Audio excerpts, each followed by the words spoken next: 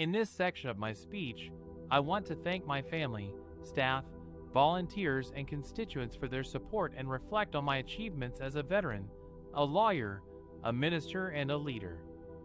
First of all, I want to thank my wife Rebecca, who has been by my side for 20 years. She is not only a brilliant lawyer, but also a loving mother to our 2 children, Jack and Molly. They are the reason I do what I do, and I'm so proud of them. I also want to thank our dog Wexford, who always brings joy to our home. I also want to thank my staff, who have worked tirelessly to help me serve the people of Durham and Canada. They are a talented and dedicated team, and I'm grateful for their loyalty and friendship. They have been with me through thick and thin, and I couldn't have done it without them.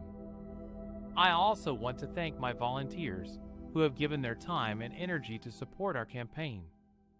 They have knocked on doors, made phone calls, delivered signs, and spread our message across the country. They have shown passion and enthusiasm for our vision of a stronger and more prosperous Canada. And last but not least, I want to thank my constituents in Durham, who have elected me 4 times to represent them in Parliament. They have trusted me with their hopes and concerns, and I have always tried to be their voice in Ottawa. They have taught me a lot about the issues that matter to them, such as jobs, health care, infrastructure, and the environment. As I look back on my career in public service, I'm proud of what I have accomplished as a veteran, a lawyer, a minister, and a leader. As a veteran, I served with the Royal Canadian Air Force for 12 years. I was part of search and rescue operations, eventually becoming an air navigator and captain. I learned the values of duty, honor, and sacrifice from my fellow service members. I also learned the importance of defending our freedom and democracy at home and abroad. As a lawyer, I worked in corporate law for several years. I helped businesses grow and create jobs for Canadians. I also volunteered with the Royal Canadian Legion, the Rotary Club, and other community organizations. I served on the board of the Royal Military College, helped initiate the Clarington Youth and Community Leadership Dinner, and raised money to build schools in Africa.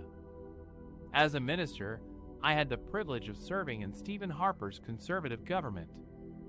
I was first appointed as Parliamentary Secretary to the Minister for International Trade, where I promoted Canada's interests on the world stage. Then I became the Minister of Veterans Affairs, where I improved services and benefits for our men and women in uniform. I also launched the Invictus Games in Toronto in 2017, which celebrated the resilience and courage of wounded warriors. And as a leader, I led the Conservative Party of Canada in the 2021 election. Although we did not win the government, we gained seats and votes across the country. We offered Canadians a clear alternative to Justin Trudeau's Liberals, a plan to rebuild Canada and revive our economy. We stood up for jobs and opportunity for working Canadians.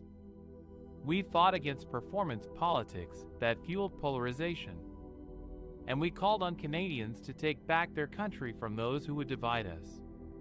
These are some of the highlights of my journey in public service, but none of it would have been possible without your support. So thank you again for being with me every step of the way. You have given me the honor of a lifetime.